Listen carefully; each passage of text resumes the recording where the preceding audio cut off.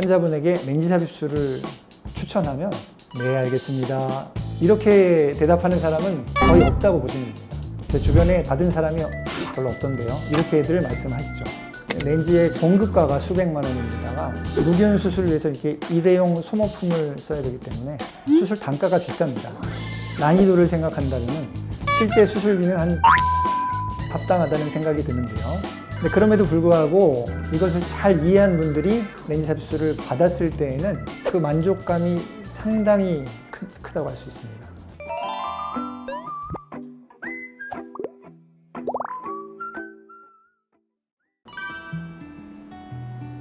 안녕하세요. 수연세안과 양훈 원장입니다. 오늘은 렌즈 삽입술에 대해서 여러모로 좀 설명을 드려보려고 합니다.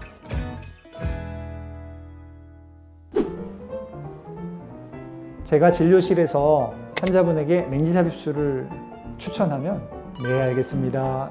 이렇게 대답하는 사람은 거의 없다고 보시면 됩니다. 주변에 받은 사람이 별로 없던데요. 이렇게들 말씀하시죠. 첫 번째, 이 수술은 라섹이나 스마일에 비해서는 대중적이지 않기 때문입니다. 두 번째는 부작용이 실제 생길 수 있는 것도 사실이기 때문이기도 하죠. 그동안 이제 여러 가지 렌즈가 개발이 되어 왔는데 수십 년간 안전성이 입증된 그러한 렌즈를 안구의 구조를 전반적으로 손대지 않고 조금만 오픈해서 렌즈를 임플란트 형태로 삽입해서 시력 교정을 가져오는 획기적인 수술이 되겠습니다. 네, 원장님은 렌즈 삽입술을 추천하신다고 했는데 그 이유가 있으실까요? 초고도 근시에서 어떤 분들은 라섹 스마일을 했을 때 굉장히 위험한 경우가 있어요.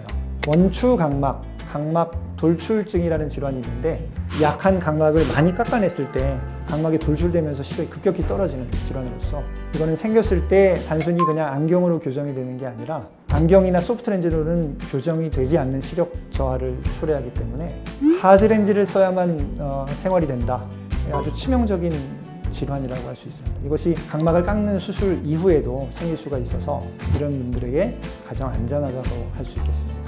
이것은 이제 가역적이기 때문에 드물지만 부작용이 생겼을 때 렌즈를 빼고 다시 안경으로 교정을 할 수 있는 장점이 있는 수술이 되겠습니다.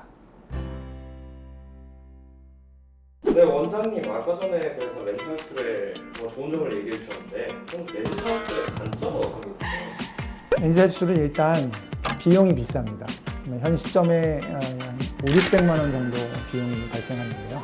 렌즈의 공급가가 수백만 원인데다가 무균 수술을 위해서 이렇게 일회용 소모품을 써야 되기 때문에 수술 단가가 비쌉니다. 수술하면 땡이 아니고 사실 평생 안전을 확인하면서 이렇게 모니터링을 해드려야 되기 때문에 난이도를 생각한다면 실제 수술비는 한 1,000만 원 정도 받아야 합당하다는 생각이 드는데요. 그렇지만 이제 시력교정 수술 안과가 많이 있는 우리나라 실정상 굉장히 저렴한 비용으로 책정이 되어 있다고 생각이 됩니다. 네, 원장님 그러면은 안내렌즈 삽입술 부작용은 또 어떤 게 있을까요? 크게 세 가지를 말씀드리는데요. 약 1%에서 백내장이 생길 수 있습니다. 백내장이라는 것은 사실은 60, 70대 어르신들한테 생기는 건데 40, 50대 좀 앞당겨서 생길 수 있다는 얘기죠. 다만 이런 빈도가 한 1% 미만이라는 것과 결국은 이제 수술적인 치료를 통해서 다시 안경 없이 잘 볼 수 있다는 부작용 하나가 되겠습니다. 자, 두 번째는 내피세포가 줄어들 수 있습니다. 생리적인 노화 현상으로 내피세포가 이렇게 50대, 70대 조금씩 줄어든다면 렌즈 삽입술 후에는 약 한 7% 정도 조금 더 줄어드는 게 이미 알려져 있고요.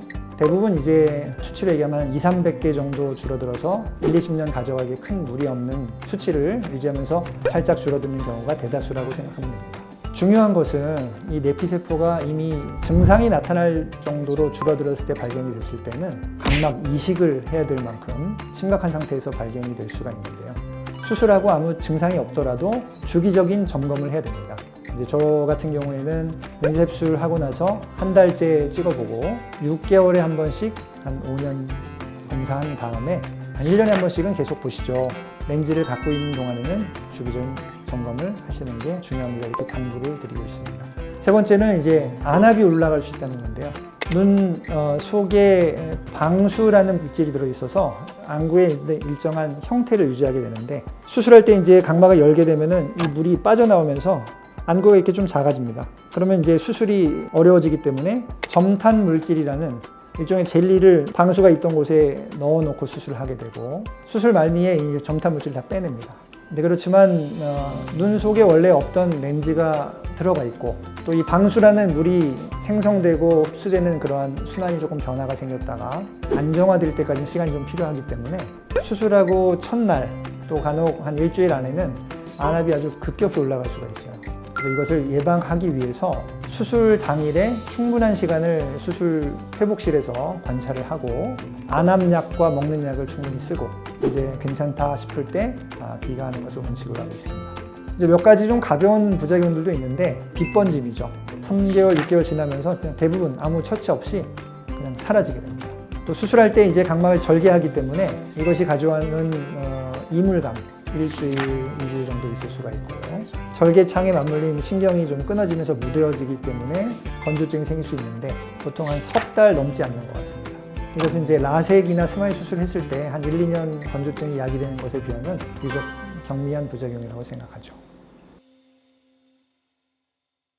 자, 이렇게 렌즈 캡슐 단점과 부작용을 들으면 상당히 무섭지 않습니까? 근데 그럼에도 불구하고 이것을 잘 이해한 분들이 렌즈 캡슐을 받았을 때에는 그 만족감이 상당히 크다고 할 수 있습니다. 어느 정도냐면 저한테 수술받은 분들은 주로 형제, 자매, 부부, 커플 이런 경우가 많습니다. 즉 내가 만족스러우니까 내 가족을 소개해서 수술하는 거죠. 그래서 마냥 무서운 수술이 아니라 잘 선별해서 했을 때 장기적으로 근시 퇴행도 적고 가역적이고 또 오랫동안 안경 없이 시력을 유지할 수 있는 아주 좋은 수술이 바로 안내렌즈 삽입술이라고 정리해드리고 싶습니다. 수연세안과 양훈이었습니다. 감사합니다.